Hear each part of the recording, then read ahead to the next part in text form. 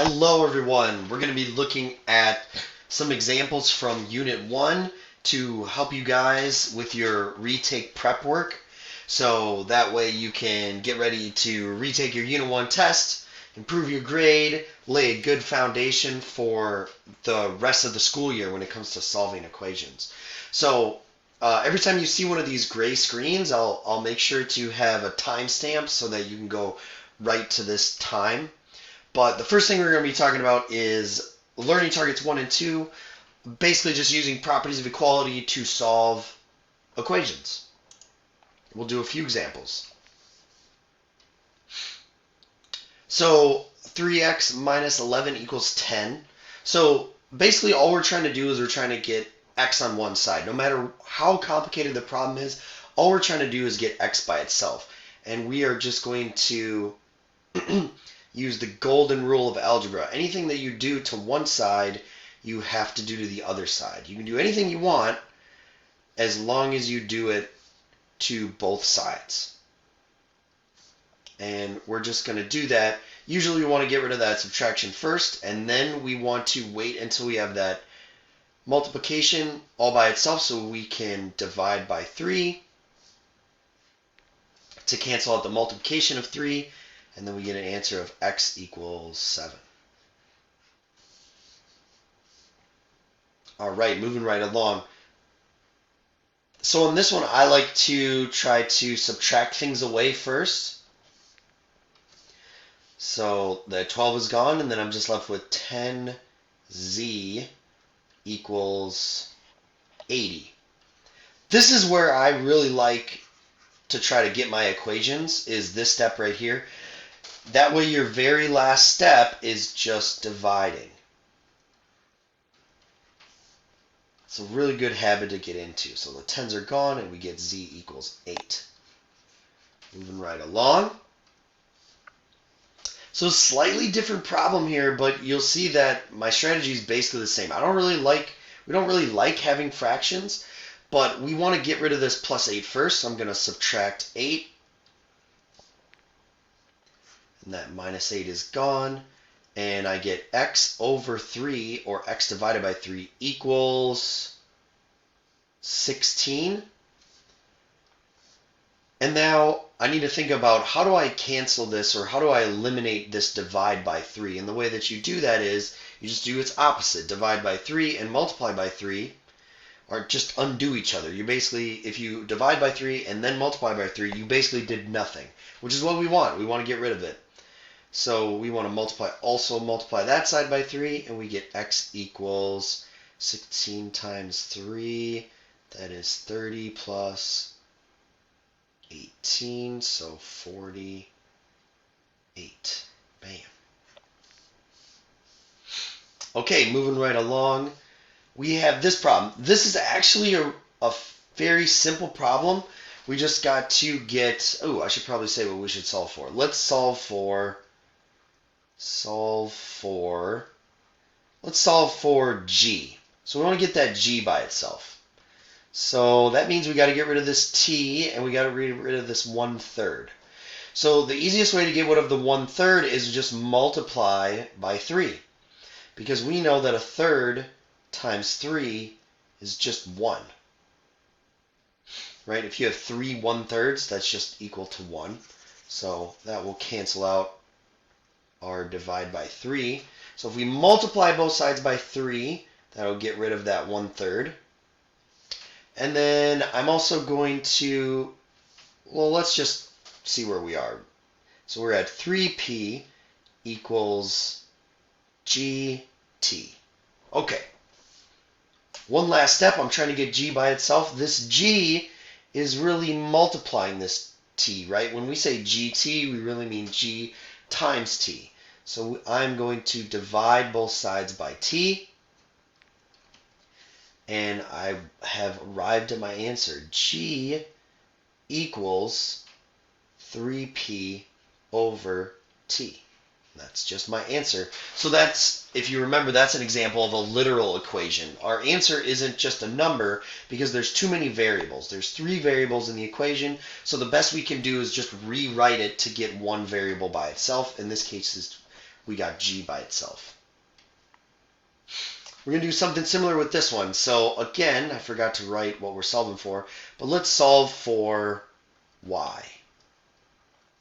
Since there's two variables, they have to tell you which one to solve for. So I want to get that y by itself. So I want to kind of keep this y here for now. I'm going to treat this 5x like it's just a number. So I'm going to subtract 5x from both sides. And I get 2y equals negative 5x plus 11. Right? You can also write 11 minus 5x, but this is usually kind of a better way to write it. And now one last step. I always want to get rid of that multiplication on that variable, that coefficient. So I'm going to divide both sides by 2. And I get y equals. And then one thing we want to do here is we don't really want to just leave this like this. We want to distribute this 2. So since we're dividing by 2, both pieces have to be divided by 2. So negative 5 divided by 2, I'm just going to leave that as negative 5 halves x plus 11 over 2. And of course, you could write those as decimals if you want. You could put those in a calculator or just figure out what those are as decimals in your head, and you might get something like y equals negative 2.5 x plus 5.5. That would also work. Either one. All right, next one. So on this one, we still only have x's, so we're still solving for x, but we want to get the x's on one side. What I would suggest is choose a side for the x's and then have your numbers be on the other side. So I like to have my x's on the left, but it doesn't really matter. So since I want the x's on the left, I'm going to leave this 5x alone, but that means that this 12 has got to go. So I'm going to add 12 to both sides. So I get 5x equals 4x plus 19. And so now we've got something x on this side. We only want numbers on this side. We don't want any x's. So I'm going to subtract 4x. And we get x equals, right, 5x minus 4x is just 1x equals 19. And it's nice, we don't have to divide at the end of that one because 5x minus 4x is just 1x. So that's just us being done with that problem. All right, learning target number 3. I can solve using the distributive property and combining like terms to solve a multi-step equation. So we're going to be looking at instances like this one where we have our variables kind of spread out here. And I just realized that I have a mixture of m's and x's. So I'm going to just change these all to m's. Let me rewrite this problem. See how I have an x and a bunch of m's there? I only want them to be m's. So I'm going to write 14 equals m plus 5 minus 7m plus 2 minus 4m minus 3. Okay, so just forget about that. Okay, so what we want to do here is we want to combine like terms. So the like terms that we have are this 2m, negative 7m. Remember that the 7 goes with the m, and the negative goes with the 7. So it's really negative 7m. Same thing here. This is negative 4m. So let's put those all together. So we get 14 equals 2 minus 7 is negative 5. Minus 4 is negative 9 m's. Okay, so now we combined all those. Let's combine our just constants. So we've got a 5 and a 2 and a negative 3. Remember that sign in front of the number always goes with it, just like this negative 4. So we've got 5 plus 2, that's 7, minus 3 is 4. Stick with black here. Nope. Plus 4. Okay, so now we're just going to finish solving this just like things we've solved before. So I'm going to subtract 4 from both sides. And I'm going to get 10 equals negative 9m. And then this is where I like it, because now I can just divide by negative 9 on both sides to get that m by itself. So we get, I'm going to rewrite it in the other order, I get m equals 10 over negative 9, or negative 10 ninths. If we 10 over negative 9 is kind of is the exact same thing as negative 10 over 9, but it's usually proper to write it on the top. So we'll write it like that. And you can just leave it as a improper fraction like that.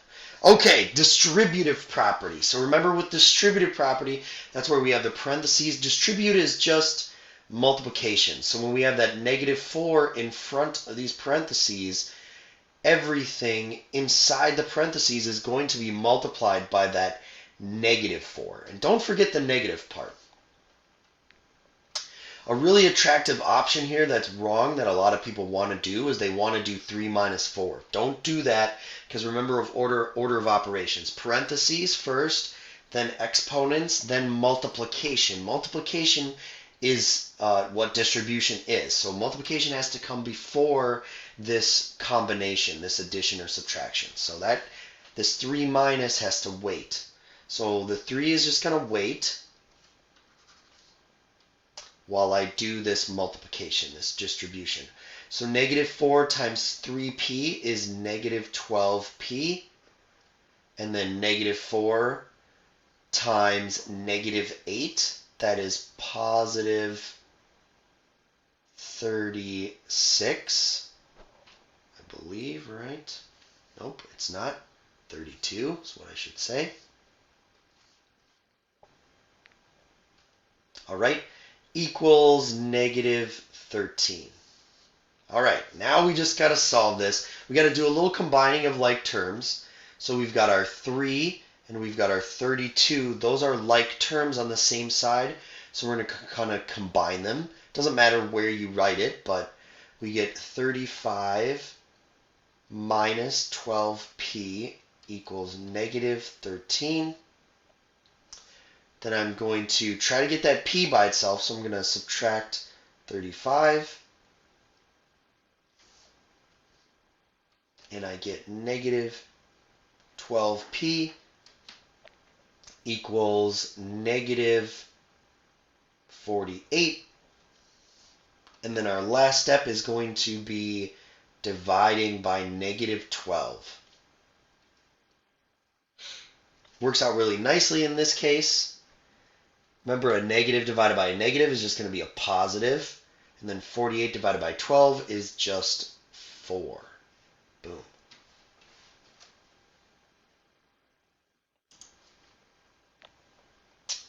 All right, so learning target number 4, we're going to be looking at solving proportions. Two fractions that are equal.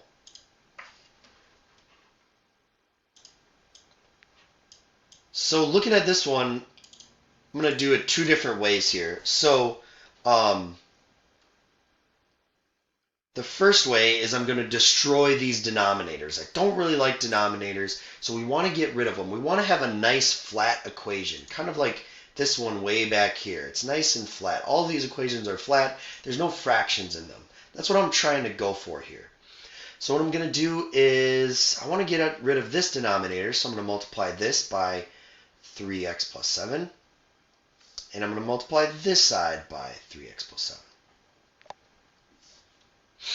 All right, when I multiply this side by 3x plus 7, right, if I multiply by 3x plus 7 and divide by 3x plus 7, those cancel each other out. And then on this side, I'm going to multiply by 3x plus 7. It's essentially 3x plus 7 over 1.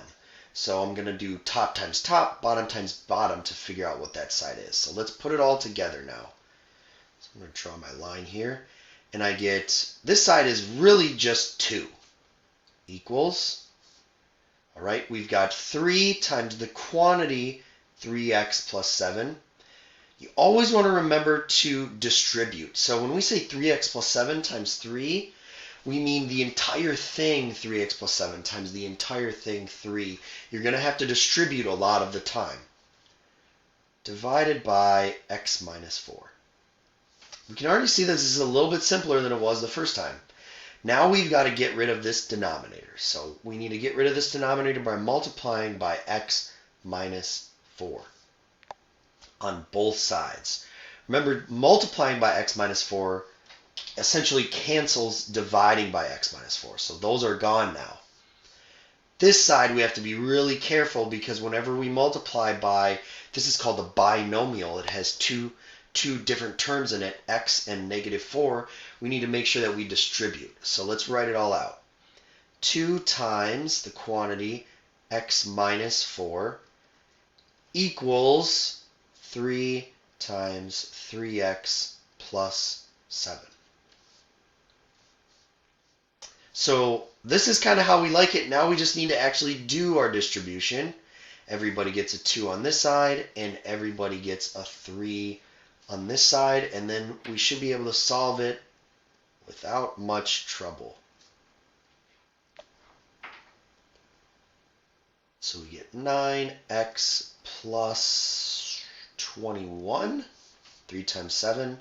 So 3 times 3x is 9x, 3 times 7 is 21. I'm going to get my x's on my left side, so I'm going to subtract 9x from both sides. And hopefully this is okay with everybody. I'm also going to get rid of this negative 8 by adding 8 to both sides. I'm doing it all at the same time. So those are gone, and these are gone. And on this side I get negative 7x.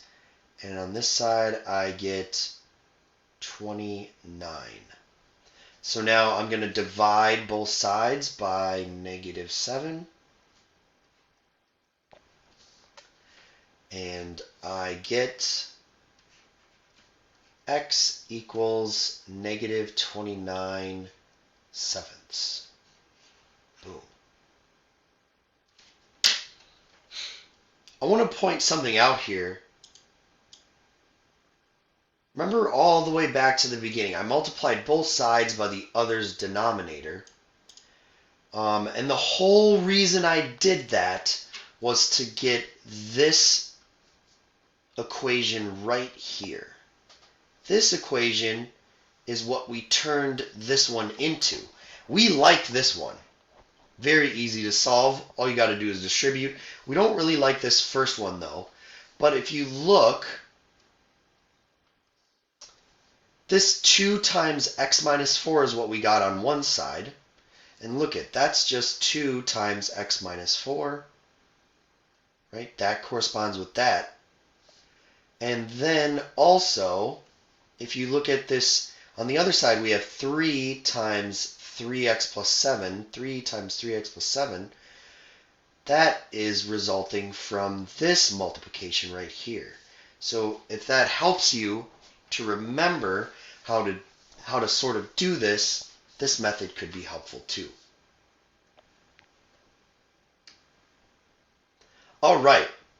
Last thing, we're going to be talking about identifying equations with no solutions versus infinitely many solutions.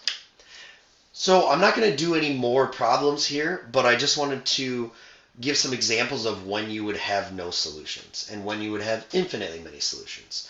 So no solutions is going to come when you have a contradiction. So this happens with a contradiction. So a contradiction is something that's never true. Whoops. I don't know how that happened. Here we go. Okay, so if you do all of your steps for solving your equation and you get something like negative 4 equals 3, or you get something like 0 equals 10, or you get something like 1 equals 0, or anything like that, anything that's not true, then that is a contradiction, and that means that you have no solutions. Anything that's definitely not true means no solutions. Infinitely many solutions is when you get something that's always true, and that's called an identity. Happens with an identity. Should use a different color on this side. Let's go with blue. happens with an identity.